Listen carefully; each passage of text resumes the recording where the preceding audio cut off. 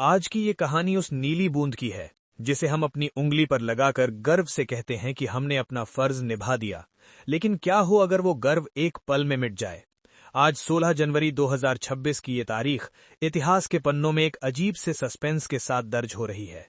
महाराष्ट्र के 29 नगर निगमों के नतीजे आने वाले हैं, लेकिन सड़कों पर चर्चा जीत के जश्न की नहीं बल्कि उस गायब होती स्याही की है जिसने चुनाव आयोग की साख और लोकतंत्र की पारदर्शिता पर एक बड़ा सवालिया निशान खड़ा कर दिया है।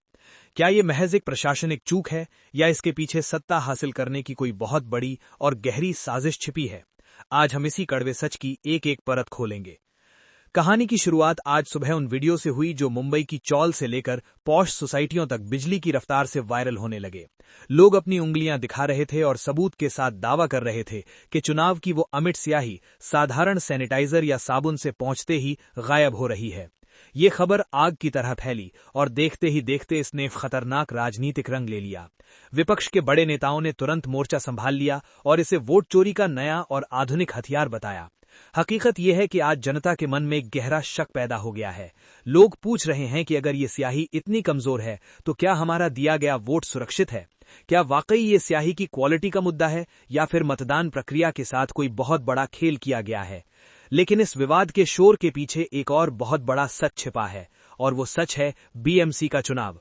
एशिया की सबसे अमीर नगरपालिका जिसका सालाना बजट 52,000 करोड़ रुपए से भी ऊपर है। ये बजट इतना बड़ा है कि ये कई छोटे राज्यों की किस्मत बदलने की ताकत रखता है। आज की ये असली जंग दरअसल इसी खजाने की चाबी हासिल करने की है।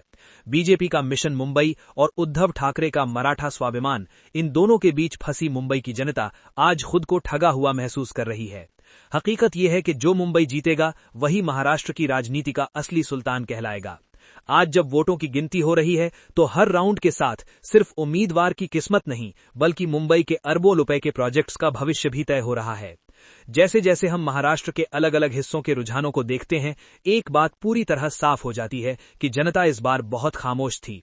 पुणे और नागपुर में जहां बीजेपी ने अपनी पकड़ को बेहद मजबूत बनाए रखा है, वहीं मुंबई की गलियों में मुकाबला अब भी कांटे की टक्कर का बना हुआ है।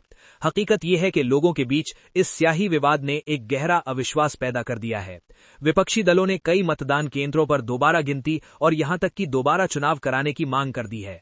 क्या ये मांग वाकई जायज है या फिर ये सिर्फ अपनी हार के डर को छिपाने का एक नया बहाना है? हमारी जमीनी पड़ताल में ये बात सामने आई है कि इस एक विवाद ने आज के चुनावी नतीजों की चमक को कहीं न कहीं फीका जरूर कर दिया है। इस कहानी का एक और पहलू हो राजनीतिक समीकरण है जो इस वक्त पर्दे के पीछे रचे जा रहे हैं। मुंबई की सड़कों पर गाड़ियां तो चल रही हैं, लेकिन हर मोड़ पर राजनीति की नई बिसात बिछी हुई है। कोई इसे 70 सालों का विकास कहता है तो कोई इसे सिर्फ एक चुनावी जुमला। लेकिन हकीकत में मुंबई का आम आदमी आज अपनी उस नीली बूंद को रगड़ कर देख रहा है कि कहीं वो भी तो गायब नहीं हो गई। चुनाव आयोग की ओर से सफाई तो आई है, लेकिन क्या वो सफाई जनता के मन में बैठे डर को मिटा पाएगी? क्या बीएमसी की सत्ता पर इस बार कोई नया चेहरा बैठेगा या फिर पुरानी परंपरा ही जारी रहेगी? ये सवाल आज हवाओं में तैर रहा है और जवाब सिर्फ वक्त के पास है।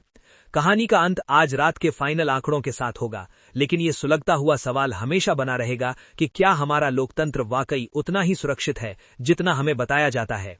आज की ये दास्तान हमें ये सोचने पर मजबूर करती है कि सत्ता के इस भयानक महासंग्राम में सबसे ज्यादा नुकसान आखिर किसका हुआ? शायद उस अटूट भरोसे का जो एक आम आदमी अपनी उंगली पर लगी उस नीली बूंद पर करता था।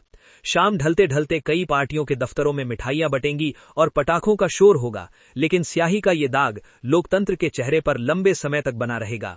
आपकी इस पूरे मामले पर क्या राय है? हमें कमेंट्स में जरूर बताएं और सच के साथ जुड़े रहने के लिए TV09 को अभी सब्सक्राइब करें। जय हिंद।